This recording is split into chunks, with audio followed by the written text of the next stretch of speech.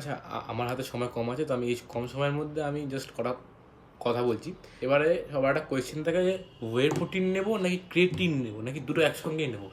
এবার আমি বলে দিচ্ছি, যারা ওয়ে প্রোটিনটা নিচ্ছে 2 মাস 3 মাস কাজ করে টাকা জমিয়ে নিচ্ছে, এটা আইসোলেট ওয়ে প্রোটিনের দাম মিনিমাম 3 থেকে 5 হাজার টাকার মধ্যে আসে মিনিমাম, যেটা আমি বলছি ভালো ব্র্যান্ডের। এবার যদি তোমরা ওরা টাকা জমিয়ে যদি নিচ্ছ, আবার 1 মাস ইউজ করে, হয়তো একটা ওয়ে প্রোটিন 1 মাসে ঠিক করে যায় না, তার কম দিনই যায়, তো ওটা ইউজ করার পর যদি আবার 2 মাস 3 মাস আবার কিছু না নিয়ে, মানে ওয়ে প্রোটিন না নিয়ে আবার টাকা জমাচ্ছ, তাহলে ওটা বেকার যাচ্ছে। ওই টাকাটা দিয়ে ওয়ে প্রোটিন না নিয়ে, 3-4 হাজার টাকা দিয়ে ওয়ে প্রোটিন না নিয়ে, তুমি একটা 500 টাকা, মানে এখন 500 টাকা মিনিমাম ভালো ব্র্যান্ডের ক্রিয়েটিন পাওয়া যায়।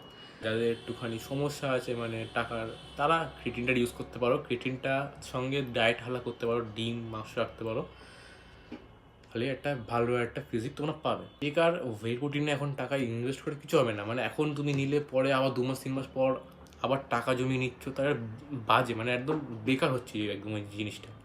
এর থেকে ভালো ক্রিয়েটিন নাও।